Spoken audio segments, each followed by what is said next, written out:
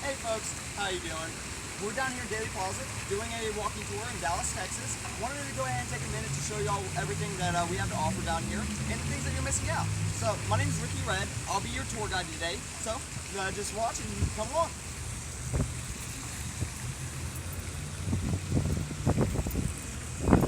So, I want to point out a couple of things to y'all.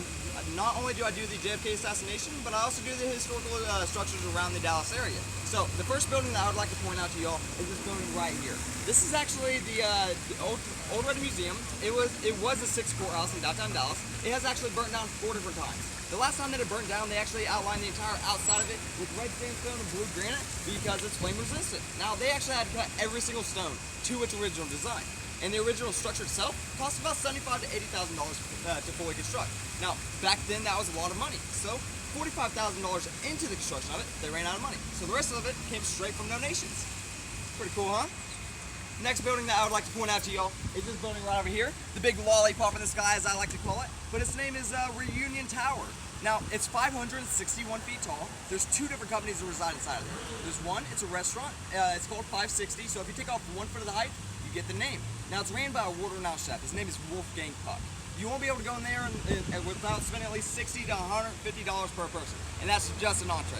So it's pretty expensive. So the other company in there is a nightclub. It's called Cloud 9. And the entire sphere itself spins on an axis while you're sitting inside there. And there is an observation deck. You can go inside there, spend $10 to go up there and take pictures. Or you can do the old-fashioned way and just go ahead and go get you a shot. So, now how it got its name, the Reunion Tower, is back in the 70s when it was being constructed. There's some European immigrants that came over here solely to work on the structure. Now, they came over here with an idea that they was going to build some type of utopian society. Why in Dallas, Texas, I have no idea, but that was their plan. But yeah, so they came over here and they didn't really have no ideology behind how they're going to feed themselves, clothe themselves, housing, nothing like that. So a large majority of the group died off. But the ones that did not die off and they moved back over to Europe, Swiss, Germany, the group's name over here was La Reunion. So, hence the name, Reunion Tower. So, let's go ahead and get into the JFK, shall we? So, the original motorcade route itself was supposed to come straight down Main Street here. It was actually never supposed to even take a right on Houston or a left on Elm. But 4 days before JFK came to Dallas, they changed the motorcade route. And they also did something illegal when they changed the motorcade route. So, come follow me this way. So, the motorcade came directly down this road right here, actually stopped at this stoplight down here. Now, most people ask, why did Lee Harvey Oswald not take a direct shot from there to here? Because if you look right up there, where the second window from the top on the very right, you'll be able to see a box. That is actually the sniper's nest. Now, they asked why he didn't take a direct shot from there to there whenever the motorcade stopped. Well, they kind of believe that maybe it's because he wanted to create some confusion or shoot from behind. Well, whenever he was in the Marines, he barely hit marksmanship. So he is barely classified as a sniper. Not a great shot by any means. So, my own personal belief is that there was a camera that was posted up right here. Now, it could have easily looked directly up, seen us sitting inside of there, would have been able to identify him. So, that's why I believe that he did not take the direct shot. So, now, I had mentioned during the changing of the motorcade route, they did something illegal. So, this turn right here from Houston onto Elm is a 120-degree turn. The presidential limousine is not allowed to go over a 90-degree turn, legally. So, whenever they changed the motorcade route, they did something illegal. Why? Kind of goes into the conspiracy of everything. And I'll get back into that here in a little bit. So, come follow me this way. Now, this sign right here, and that sign down there, was not originally here the day of the assassination. If you look right over here where those new concrete blocks are and where that sign is, then that's where the old sign used to sit. Now, right about here, first shot rings off. Actually doesn't hit nothing. It ricocheted, goes underneath the bridge down there, knocking off our bridge, cutting a gentleman in the face. He has to go to the hospital and get stitches. Now, that's how we know the first initial shot did come from this direction. It went underneath the bridge. And here goes a great summarization of what happened in that day. So go ahead and check it out. Pause the video and take a gander at what you can read. So come follow me this way. Now this first X down here marks the magic bullet. This is the bullet that hit 2 gentlemen with one bullet. Now it hit JFK through the back, through his esophagus, through Governor Connolly's shoulder, through his wrist, through his leg, and out the bottom of the motorcade. Now this would have been impossible. For a couple of simple facts. The second law of physics states a object in motion will remain in motion until action upon by an outside force. So for the bullet to hit both of those people in those spots, it would have had to have done a box formation. So would have been possible bullet stayed on, just randomly changed the direction in the middle of the path. Also would have been possible because after it hit JFK's spinal cord, it would have deteriorated and broken off into many, many pieces. They didn't have hollow points back then. So come follow me. Just something to think about though.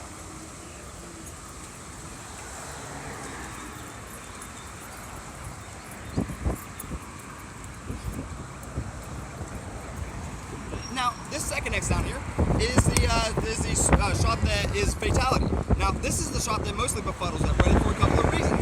JFK's head reacts a certain way. It goes backwards and to the left. Now, if someone hits you in the forehead, your head's going to go backwards. So, with that being said, there are only two plausible reasons why his head would react this way. Number one, the motorcade speeding up after the first initial shot that hit JFK, which it was still slowing down at this point. Or, number two, second gunman. So, let's get into that. Come on.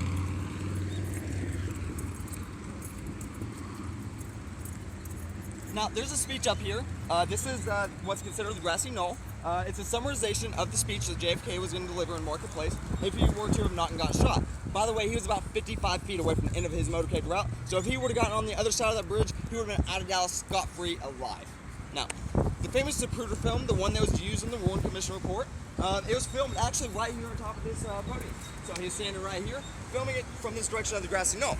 Now, there was actually a film that was filmed from the other side of the grassy knoll. It was never even used in the Warren Commission report, and it has still yet to be returned back to its rightful owner.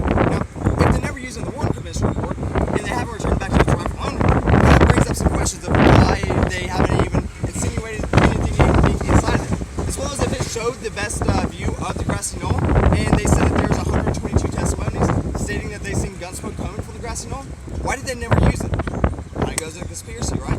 So, just something to think about again. Come with me.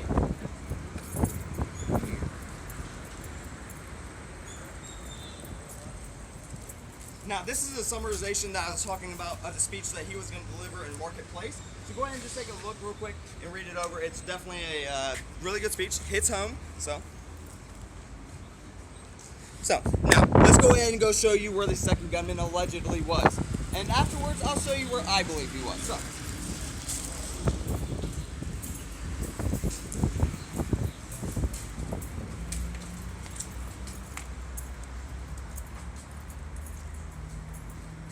this fence right here, this is a new fence. There was a fence here the day of the assassination, but this one has been stained so it doesn't get deteriorated due to the climate and the environment and everything, as well as they put a chain link fence on the back of it. Now, this is where those 122 people that said that they've seen gun smoke coming from is right over here in this corner.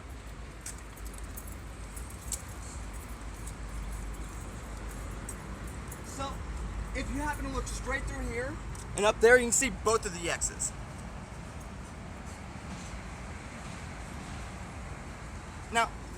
Now the only problem with this is that looking at the fatality shot, the one that where JFK's head goes backwards to the left, looking at the direction of this, JFK's head would react a different way. It would have went more directly to the side versus backwards into the side. So I'll show you where I believe he was. Come follow me.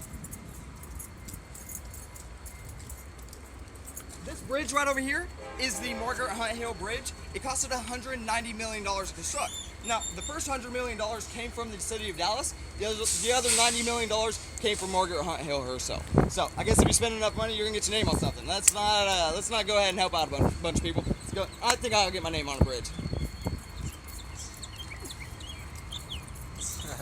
Now, this sewage drain right here is where a large majority of people also believes that the second gunman was. Because for the simple fact that on the old fence, there used to be a hatch that was right here. Now, someone could have easily been sitting down inside of here, popped up, shot the president, and down, never to be seen again. Now, there's a problem with this though. This pipe down here inside this sewage drain is an 18-inch pipe. So, from here to this manhole over here is an 18-inch pipe.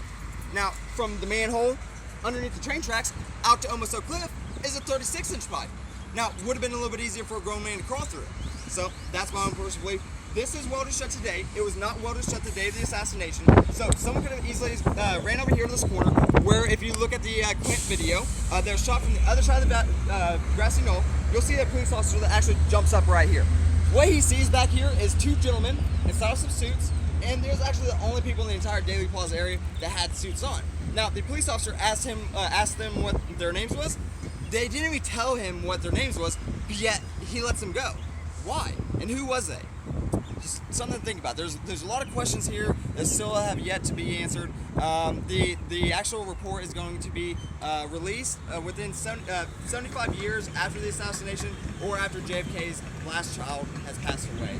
So we won't really know what happened here until 2036. So thank you.